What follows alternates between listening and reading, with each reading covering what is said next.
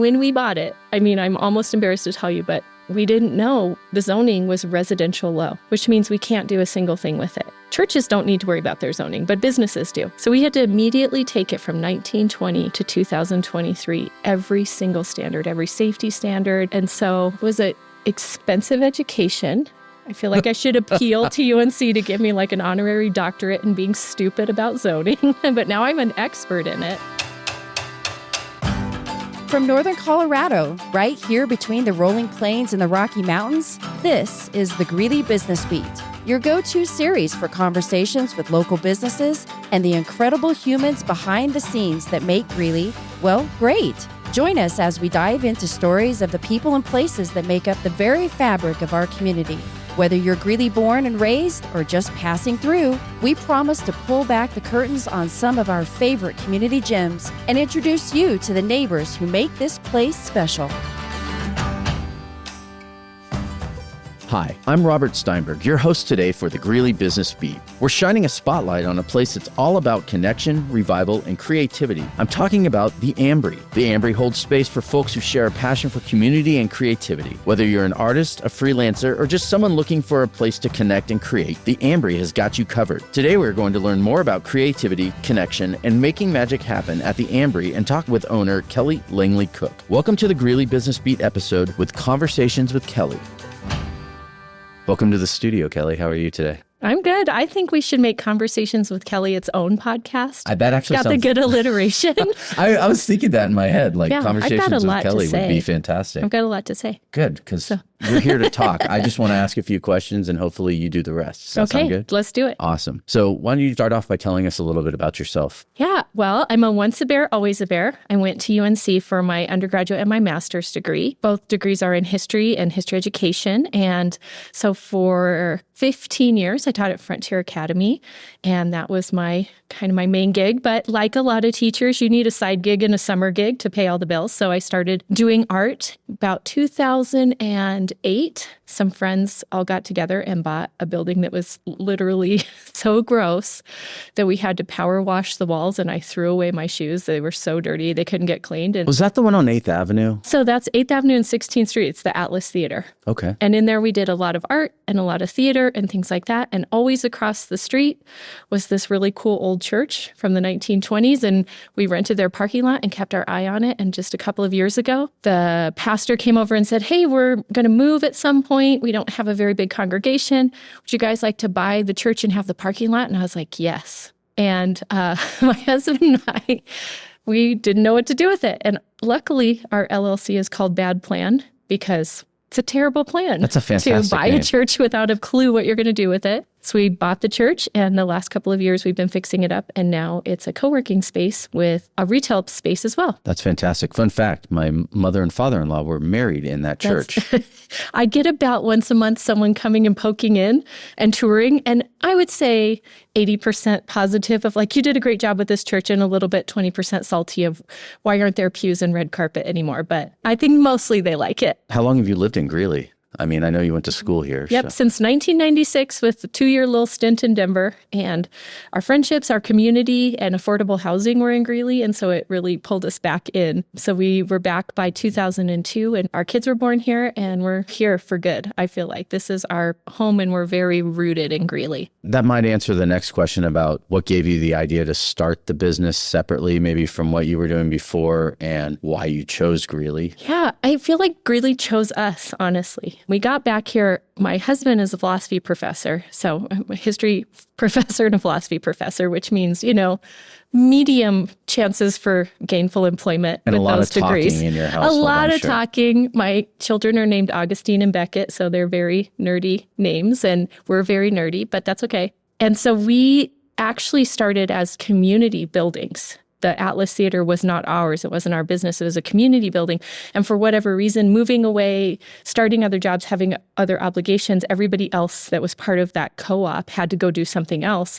And then we were the ones who were left with it in a good way. And so over COVID actually was a time that we really, since it was primarily a wedding venue over at the Atlas, it was shut down for a year. So we did a lot of remodeling and rebuilding and looking around the neighborhood when we were in there all by ourselves and just thinking, what could we do? How could we build things? And I think something that has really mattered to us is, what are things that Greeley need? What are things that make Greeley stand out as a community and give them something that they really need? And there are a couple of really wonderful co-working spaces in town. Every time I had looked into them, they were full, which is awesome. And there was nothing quite so big that also supported retail that we could find. And we're like, that's great. If it's something that is being useful in other cities, it might be something Greeley needs. Yeah, and taking a look at your website, which I think you can find, it's theambrygreeley.com online, and people can look that up. I noticed too that your pricing structure goes from very affordable to very reasonable for a small business. And I noticed that. And what gave you this idea overall? I mean, obviously, if you could do it for free, I'm sure you would, but it is still affordable. Why did you choose to kind of take that direction? Thanks for saying it that way. That honestly, that makes me feel really good, because that's a huge goal. We do have to pay it off. We have over $1 million in the project, and that's not the mortgage. So if you can imagine taking a 1920s church building, getting it up to code, getting awesome aloe fiber in there. So we have high-speed internet, getting electricity, getting the doors widened so wheelchairs can go through. We've got a wheelchair lift as well, things like that to take it up to 2023. That was not inexpensive. And then also we wanted to do it beautifully and not do it kind of haphazardly. So we do have to pay the bills, but we wanted to honestly pass on a lot of the privilege we have felt as people who just have been very lucky to fall into things, to have families that could help us out. And so if you are a business owner starting out, you want a business address and a mailbox. You want to have some place to work where you're not also running after the dog and trying to do the laundry. You can bring clients there, but you can't necessarily afford a full rent. And so our offices are pretty much on par with any other office in the city as far as rent, but we have a membership where you can, as a startup, just do $100 a month, which is, some gyms are $100 a month. You can work there 24 hours a day, and you can really establish yourself. Well, Greeley is a community. I've lived here since 2012. I've been coming here frequently since 2011 when I met my wife.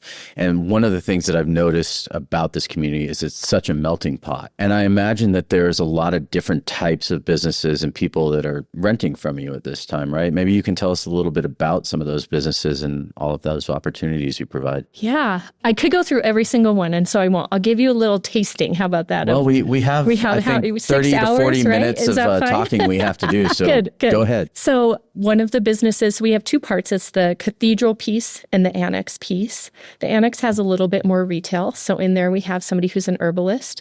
We have natural healers, a massage therapist, a photographer, queer female-owned tattoo studio, and then a t-shirt company that's about to come in, all in that space. And so that has been really exciting for several of the businesses. We've given them a couple months of free rent or a little microloan just to help them get started, because again, we know how hard that is. So it's a huge variety of folks in there. Okay, that's amazing. Yeah. It's a lot. It's not even everybody. I was looking for the right word to say, and I think amazing is probably all-encompassing at that point. And at this point too, I want to be a little candid and find out from you. I mean, it couldn't have been easy getting started, right? Whew. And tell me about some of the blooper reels that happen. I mean, tell me some of the funny stories. Not everything had to have gone smoothly. We're looking back now. They are funny now. Can I say that? Oh, some please. of them were not funny then. Probably our funniest one. So maybe this is like a little heads up for anyone who wants to do stuff like this. You can have a building that is built for 300 people to be in that is zoned residential low, because it was zoned in 1920. And there's a parsonage, which was a place where the pastor used to live. And they decided to just zone the whole entire thing for residential low. So when we bought it, I mean, I'm almost embarrassed to tell you, but we didn't know the zoning was residential low, which means we can't do a single thing with it. Churches don't need to worry about their zoning, but businesses do. So we had to immediately take it from 1920 to 2023, every single standard, every safety standard. And so it was an expensive education. I feel like I should appeal to UNC to give me like an honorary doctorate in being stupid about zoning, but now I'm an expert in it. Call that PhD. Yeah, I would, I don't know, but it'd probably have a couple swears in it. I'm a PhD in stupid zoning. Yes, I am now. I mean, I've seen some crazier PhDs out there. I think that's right. Yeah. Yeah, I mean, I do work at the university too, so I've seen them too. But so, Actually, having a history background was very useful because I do know how to research. So I went through every line of code with the city, did our proposal. We got our zoning change. Imagine reading building code like at night by the fire is super stimulating and not boring at all. Your eyes are bleeding. They're bleeding. It's terrible. So that is now I can laugh and make fun of us, but at the time, kind of tragic that, we went through that. So are you guys involved in the community at all? Are there things that you guys do, give back? Does the community give back to you? I know we don't give as much as Greeley gives to us. So I just want to point that out. Greeley is so generous to us. The people are so good. So one, I'm so grateful. I feel like if you come in and do something good, this city rallies around you. The city itself, the business owner, the community. Some of the things that we try to give back is that for example, we're going to have I think it's called G Beta Greeley. It's a business generator group we did a big discount for them to have 5 mentorships in our building so that those people, as they're starting their businesses, can meet with their mentors. We are working with an organization called Rocky Mountain Equality, and their youth group meets there for free in both of our buildings. And so that's one thing. I don't always have the money to give away because the money is very invested in the buildings, but I love to have space. About 8 times a year, UNC has a concert in the Atlas for free. And so those kind of things, I'm really grateful I have something I can give. I'm going to a movie release at the Atlas next month. Yeah, as a matter of fact. That's right. Yeah, so I will be at that. What kind of advice would you give to somebody if they were trying to do what you're doing? Like revamp a building in Greeley or what any part of it? that. Yeah. Well, first all check of it. the code. I mean, really, that's the basics is see what your building is, coded at. And that'd be number one. You need double the time and double the money you think that you're going to need. Don't burn any bridges. You can get frustrated with folks. We've tried really hard to work with all local, and by local, I don't just mean Colorado. We've tried to stay within Weld County if we can for everything from the woodworking to the floor refinishing to the lamps to the keys. And so sometimes it's frustrating because you miscommunicate and burning bridges is just not worth it on any end. And I think last but not least is like when you look at something like a building in Greeley, you have to say, how can I do this well? Not how can I do this for profit? And so we have to make money. I want that to be an investment. I want to hand it to my kids. That's really important. But I don't want to do it cheaply. I don't want to hurt the neighborhood. I don't want people to say, gosh, I hate that they're here. I want folks to say, wow, my housing value went up because you're here. I wanted them to say, oh, it's better because they came in. And that's what I hope people could say. Well, one of the things I've noticed too is driving through that neighborhood is that your business is there, but it isn't there, if that makes sense, because the building is still there, but it looks improved already. It looks like you've put a lot of hard work and love into it. And I really appreciate that about it because one of the things when I moved to Greeley was I noticed the amount of growth and support that everybody here gives. And I've said it on every other episode I've done, where Greeley is a city of 140,000 people that feels like a small town of 250 yes, people. Yes, it does. Yeah. And all the different people that are, helping everybody out and doing the things it takes to make things happen. Do you feel like you've kind of become a manager in some ways? And in that respect, what are some of the challenges for you personally on a daily basis where you kind of have to draw a line between your friendships, your relationships, and like you said, you still have to make money in the end? Yeah, that's a great question. An advantage I have, to be quite honest, is being a high school teacher for a really long time. And that is not because I think that the peers and friends I have at the Ambry, I'm the teacher and they're the student, but I think you learn to do confrontation well. And so if I have to tell somebody like, hey, your dog can't be in here, or hey, please bring your boxes inside your office, that kind of thing, I feel like school trained me to do it friendly and just move on and not take it personally. So I hope that that's coming across. The line I have to draw is actually for my husband and I, because both our parents own businesses together and we own a business together, and we need to not talk about the business all the time, and we need to have breaks from the business. We have to sometimes say, this is business time and we're yelling as business partners, and now move on. And that can be harder to do than you might think because it's easy to obsess about it and have it be like another child. And so that's the line I draw. I can't imagine running a business with my spouse because I think we can agree that even a marriage is like a business relationship as well, especially when you have children, right? And so I agree with you in that my wife and I have to have date nights and do things because where we don't talk about the kids. right? And because that's our business, that's what we work on every single day. So I think I get it. You get it. Oh, yeah. Where you say our relationship has to be ours. And it's really hard for me because I am always right 100% of the time. So I still have to be nice to him.